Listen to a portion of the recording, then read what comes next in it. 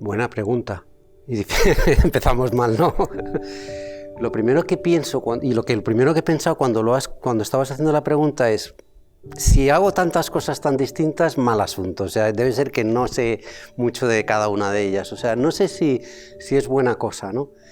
O sea que yo creo, además, que cada una de estas escalas, en cierto modo, tiene su disciplina propia y tiene sus reglas propias que no es fácil de... O sea, que con frecuencia mezclamos las cosas y pensamos que somos capaces de hacer cualquier cosa y a veces no es así. Yo creo que, por ejemplo, en el ámbito del paisaje, creo que hay muchos arquitectos que creen que saben y que yo creo que no saben tanto como creen. Es decir, que es necesario aprender algunas cosas que son específicas. O sea, que estoy tirando piedras sobre mi tejado. Eso por un lado. Por otro lado, en realidad nosotros no hemos hecho cosas tampoco de tanta diversidad. Por ejemplo, no hemos hecho nada de planeamiento territorial, es decir, todo... o sea, hemos hecho proyectos de diseño urbano, más o menos grandes, algunos realmente grandes, ¿no? Pues como, no sé, de escala, pues no sé, 15 kilómetros, ¿no?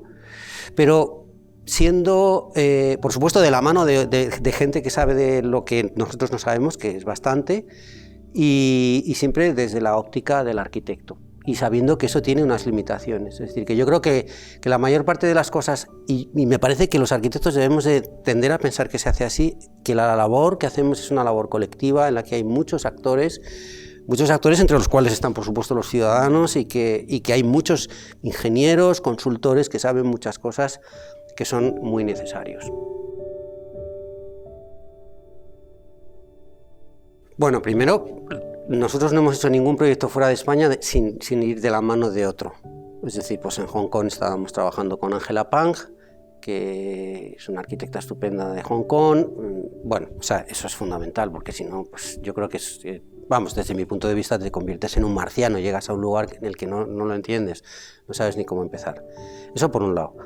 Y por otro lado, también creo yo que se produce un equilibrio o una contradicción entre el que llega a un lugar sin prejuicios porque no lo conoce bien y el que tiene muchos prejuicios porque conoce muy bien el lugar. Es decir, que yo creo que el diálogo entre esas dos visiones, el que está metido, digamos, no, de alguna manera a veces aprisionado por lo que se ha hecho durante muchos años, sobre los prejuicios que piensa que tienen otros, los clientes, los ciudadanos, los políticos, y el que llega allí y no conoce a nadie y ve las cosas de una manera mucho más ingenua y en cierto modo más infantil. Creo que es un diálogo que a veces a mí me ha parecido que con frecuencia pues es productivo. Es decir, que esas dos visiones que solo son posibles cuando cambias de lugar, porque lo que tú conoces no puedes evitar conocerlo, ¿no? Y eso te condiciona, ¿no?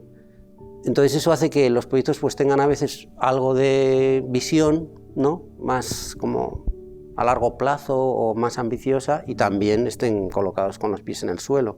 O sea que en ese sentido nuestra experiencia pues es buena, porque a veces no tanto porque el socio no es la persona más adecuada, pero no, en general hemos tenido suerte, ¿no? Y sí, hacemos cosas en otros sitios, pero siempre de la mano de otra persona, de otro arquitecto, de alguien que está allí.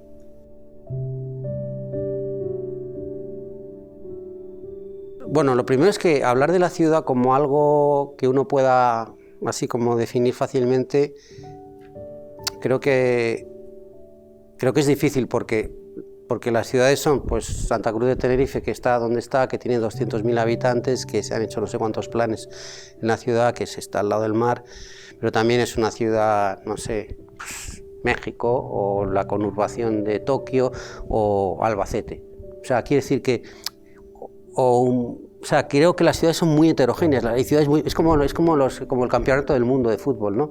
Es que juega, no sé, Alemania contra Mónaco, y dices, no puede ser, o sea, son dos países, es verdad, pero uno es muy pequeño y el otro es muy grande, que es como el país parece que todos son como iguales, pero no, son todos muy distintos, ¿no? O sea, que es como meterlos todos en el mismo saco no me parece fácil. Y yo creo que con las ciudades pasa lo mismo, algunas están hechas de extensiones informales gigantes, unas están desarrollándose muy deprisa, otras están encogiendo, algunas están muriendo, o sea que es difícil, ¿no? O sea, eso por un lado. Y con lo cual, la realidad de cada una de ellas pues tiene que ser mirado con una óptica que me parece que tiene que ser distinta, ¿no? Es cierto que, por lo que yo sé o lo poco que sé, es que hay como una visión que es como doble y que cada vez está, en lo que yo leo, como más presente. Por un lado, que realmente no vive el 50% de los ciudadanos en las ciudades, sino que ya el planeta es completamente urbano y que las condiciones, digamos, del que impone el flujo de dinero, de información, de personas, se extienden a todo el mundo. Es decir, que pues, el otro día hablaba con una persona que me decía, bueno, es que estoy haciendo un trabajo sobre el mundo rural y me gustaría entenderlo como una cosa vinculada al mundo urbano, y me decía, y había estado en Guatemala. Pues al final es que el precio de las bananas de los agricultores que están en Guatemala está vinculado a una cosa que está muy extendida por todo el mundo, y entonces al final las condiciones de vida de esas personas están vinculadas a cosas que están muy lejos y muy fuera de las condiciones locales, ¿no? O sea que por un lado yo creo que el mundo está muy urbanizado y que todo está bastante imbricado, aunque a veces de una manera no tan más oscura o más poco, digamos, transparente. Pero por otro lado, como tú decías, estos mismos que enuncian esta idea de que el mundo está completamente imbricado y que es una gran ciudad en cierto modo, o que tiene algo de gran urbanización, pues mencionan permanentemente a Lefebvre, que es, digamos, en los años 70 quien empezó a decir que claramente el planeamiento que se había hecho durante los años 50, 60 y también 70, pues era empobrecedor, era rígido, era inhumano, y que tenemos que poner el foco pues, en las personas, en lo que él llamaba urbanidad, es decir, en los vínculos sociales y políticos entre las personas. O sea que hay como una doble visión que están vinculadas desde mi punto de vista. O sea, el mundo está muy urbanizado, todos estamos ligados de una manera deseada o no, y por otro lado parece que el foco tiene que estar más colocado en el ser humano, ¿no? Y yo creo que eso sí que está claro que está cambiando. Eso, vinculado al cambio climático y a la necesidad de consumir menos energía, pues ha hecho que muchos de los que estamos o que tenemos que pensar en esto hayamos cambiado de visión. ¿Cuánto de eso se traslada a la realidad? Bueno, pues eso es más difícil, ¿no? O sea, las ciudades son muy conservadoras y tienen una inercia como un gigantesco petrolero que para girar pues necesita no sé cuántos kilómetros, ¿no? O sea, es difícil, ¿no?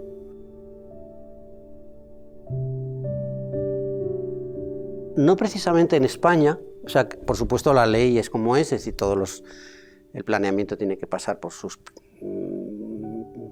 digamos, periodos de información pública, supuestamente todo el mundo puede opinar y eso está claro. O sea, pero yo creo que la realidad no tiene nada que ver con eso, es decir, que los planes se publican, te dan 15 días para que un señor vaya allí y vea una cosa que es incomprensible en general, y eso hace que sea muy difícil que los ciudadanos expresen una opinión informada, bueno, y que se produzca un debate lo suficientemente, bueno, pues productivo o creativo, ¿no? Entre todos, ¿no? Yo creo que eso en España no está bien organizado y o sea, tiene algo de falso, ¿no? Yo creo que en otros lugares también, en lugares que yo creo que tienen democracias pues más maduras, en el que también las estructuras sociales y políticas son más fáciles y más fluidas, pues se produce de una manera más intensa. También hay una cosa que tiene que ver con los tiempos, eso requiere mucho más tiempo, hay que ser mucho más paciente porque tienes que esperar que muchas personas se enteren, que opinen, que la cosa pues dé más vueltas. Y entonces yo creo que en España a veces no ocurre como debería de ocurrir, pero también creo que poco a poco todos vamos teniendo más conciencia de que tiene que ser así, ¿no? O sea que sí que he estado vinculado a esos procesos, pero siempre me ha parecido un pelín... o sea, primero, con frecuencia no muy útil, o sea que es más bien como una cosa que se hace un poco de cara a la galería, o sea que... Y segundo, a veces... digamos como, o sea, esos procesos no tienen como o sea, no están engrasados por la experiencia de haberlos hecho muchas veces, y tanto los ciudadanos con las asociaciones, los arquitectos, los ingenieros, los funcionarios de las ciudades, los políticos, tengan, digamos, como la paciencia suficiente como para poder escuchar al de al lado, incorporar algo de lo que dice, volver a pensarlo. O sea que creo que en ese sentido todavía falta algo por hacer, ¿no?